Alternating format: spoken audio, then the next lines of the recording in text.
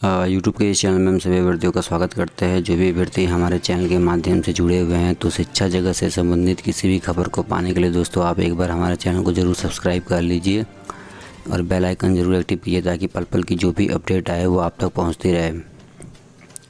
तो देखिए दोस्तों, 94,000 शिक्षक बहाली की प्रक्रिया कहीं ना कहीं खुलती हुई नज़र आ रही है, क्योंकि विजय कुमार चौधरी जो कि शिक्षा मंत्री हैं, इन्होंने 1 घंटे पहले ये ट्वीट किया है कि माननीय हाई कोर्ट के समक्ष सरकार की तरफ से अपील करते हुए शिक्षकों की भर्ती के लिए प्रयास जारी है। तो देखिए एक बड़ा बयान आया है, क्योंकि शिक्षा विभाग अब चाहता है कि भाई जो शिक्षकों की नियुक्ति की प्रक्रिया है वो जल्द से जल्द पूर्ण कर दी जाए और नियुक्ति की प्रक्रिया में कोई भी अड़चन ना आए। तो जैसा कि पहले भी शिक्षा मंत्री ने ट्वीट किया था कि भाई वो पटना हाई कोर्ट में जल्द सुनवाई करके नियुक्ति का रास्ता खोल देंगे। तो वहीं अब 1 दिन का और इंतज़ार हमें करना है। 31 तारीख को देखिए कोर्ट का जो है वो आदेश आएगा और नियुक्ति की प्रक्रिया खुल जाएगी। लेकिन उससे पहले दोस्तों आपको बता दें कि जो दिव्यांग अभ्यर्थी हैं, दिव्यांग अभ्यर्थियों का साफ तौर पे कहना है कि वो इस बहाली में शामिल होंगे और जो बहाली की प्रक्रिया है वो सबकी एक साथ संपन्न होगी। यानी कि बहाली में ऐसा नहीं होगा कि दिव्यांग अभ्यर्थियों की जो 5,000 सीटें हैं उन्हें छोड़कर बहाली की प्रक्रिया पूरी की जाएगी। ठीक है, तो एक बड़ा देख सकते हैं कि बदलाव भी है, एक बड़ा फेरबदल भी है। ठीक है, तो अब देखते हैं क्या कुछ होता है। फ़िलहाल तो ये कहा जा रहा है कि दिव्यांग अभ्यर्थियों ने ये बात कही है कि उन्हें नहीं छोड़ा जाएगा, बल्कि उन्हें भी इस भर्ती में शामिल किया जाएगा, जबकि विभाग ये चाहता था कि दिव्यांग अभ्यर्थियों को छोड़ के नियुक्ति की प्रक्रिया आगे बढ़ा दी जाए।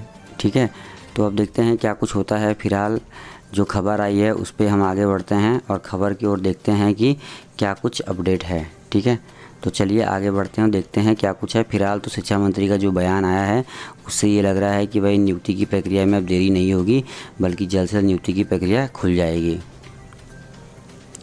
तो चलिए आगे देखते हैं क्या कुछ अपडेट आई है। तो देखिए दोस्तों, जैसा कि आपको दिखाई दे रहा होगा, आगे चलते हैं और देखते हैं कि क्या कुछ महत्वपूर्ण बातें हैं। और जो बात कही जा रही थी कि भाई दिव्यांग अभ्यर्थियों को भी साथ लेके चलना है, तो न्यूज़पेपर में क्या कुछ खबर आई है देख लेते हैं। तो देखिए दोस्तों, यहाँ पे आप देख सकते हैं कि हाई स्कूल में 33,916 शिक्षकों की भर्ती के लिए एक ही आवेदन लिया जाएगा। लेकिन इससे पहले दोस्तों ये कल ये खबर छपी थी, लेकिन इससे पहले देखिए दोस्तों हम एक खबर पे यहाँ पे ज़रा रुक करेंगे। देखिए यहाँ पे लिखा है, यहाँ पे देखिए आप, ठीक है, महाधिवक्ता बोले 5,000 पद के लिए पूरी भर्ती ना रुके।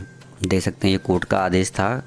जो कोर्ट के महाधिवक्ता हैं उन्होंने कहा था कि जो अभ्यर्थियों की संख्या है वो 5,000 है, यानी कि जो ब्लाइंड फेडरेशन के अभ्यर्थी हैं उनकी संख्या जो है दोस्तों वो 5,000 है। तो उनका कहना था कि केवल 5,000 अभ्यर्थियों के कारण पूरी भर्ती की प्रक्रिया नहीं रुकनी चाहिए, बल्कि भर्ती की प्रक्रिया आगे चलनी चाहिए। जबकि याचिकाकर्ता जो थे उनका कहना था कि रिट में याचिकाकर्ताओं की तरफ से इस बात पर जोर डाला गया कि तमाम पदों पर नियुक्ति एक साथ होना चाहिए। तो देखिए दोस्तों, मैंने आपको पहले भी अपडेट प्रोवाइड किया था और मैंने कहा था अपने वीडियो में कि जो कोर्ट का फैसला था वो 31 मई के लिए इसलिए आगे बढ़ा था क्योंकि जो ब्लाइंड केस की याचिकाकर्ता है वो नहीं माने। उनका कहना था कि वो पूरी बहाली जो है दोस्तों एक साथ होनी चाहिए, उन्होंने ये कहा था। ठीक है, तो देखिए लिखा है यहाँ पे, महाधिवक्ता ने कोर्ट के सामने 2 विकल्प रखे। महाधिवक्ता ने कहा कुल रिक्तियों पर 4% यानी 5,000 पद को दिव्यांगों के लिए आरक्षित रखते हुए शेष 1.20 लाख पदों पर नियुक्ति शुरू करने की इजाज़त दें। सभी 1.2 लाख रिक्तियों पर फिलहाल बहाली शुरू करने की अदालत द्वारा अनुमति दी जाए और इसका भविष्य इस मामले में पारित फैसले के फलाफल पर निर्भर करेगा। तो देख सकते हैं दोस्तों, कहा गया था, ये महाधिवक्ता ने कहा था कि जो नियुक्ति की प्रक्रिया है वो शुरू कर दी जाए। इसमें ब्लाइंड अभ्यर्थियों का 5,000 पद जो है फिलहाल छोड़ दिया जाए।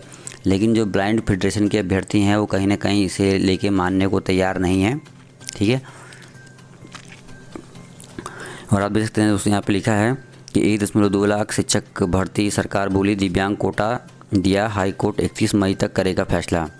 देख सकते हैं दोस्तों यहाँ पर राज्य में 2.25 लाख शिक्षकों की नियुक्ति कितनी जल्दी होगी, यह 31 मई को हाईकोर्ट के में होने वाली सुनवाई पर निर्भर करेगा। शुक्रवार को चीफ जस्टिस संजय करोल व जस्टिस एस कुमार की खंडपीठ ने ब्लाइंड टीचर एसोसिएशन की याचिका पर सुनवाई करते हुए मामले को आगामी सोमवार के लिए यानी कल के लिए दोस्तों यहाँ पे मुलतवी करने का आदेश दे दिया है। ठीक है, शुक्रवार को सुनवाई के दौरान राज्य सरकार की तरफ से महाधिवक्ता ललित किशोर ने कोर्ट को बताया कि 2.25 लाख रिक्तियों में 4% पद दिव्यांगों के लिए आरक्षित कर दिए गए हैं। ठीक है, तो ये कहा जा रहा था, याचिकाकर्ता के द्वारा कहा गया है कि भाई वो इस पूरी बहाली में शामिल होंगे, जबकि महाधिवक्ता का कहना है कि जो दिव्यांग अभ्यर्थी हैं उनके पदों को छोड़ दिया जाए 5000 और भर्ती को आगे बढ़ाया जाए, लेकिन ये मानने को तैयार नहीं है। तो इसीलिए अब अगली सुनवाई के लिए आगे के लिए अपडेट कर दिया गया है।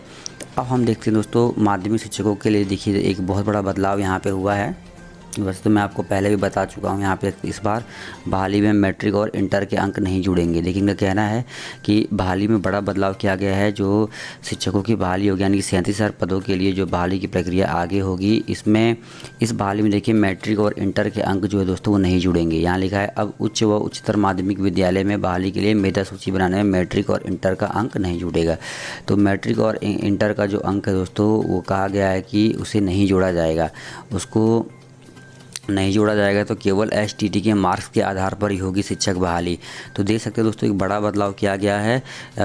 इस बार बहाली में देखिए मैट्रिक और इंटर के अंक नहीं जोड़े जाएंगे। ठीक है, और क्या बदलाव है, एक ही आवेदक का एक से अधिक नियोजन इकाइयों में चयन हो जाता है, एक के बाद दूसरे में रिक्त रह जाते हैं पद। इस प्रक्रिया में गड़बड़ी की भी संभावना रहती है। ठीक है, प्रक्रिया में बदलाव करने की जरूरत पड़ी थी, वो बताया गया है।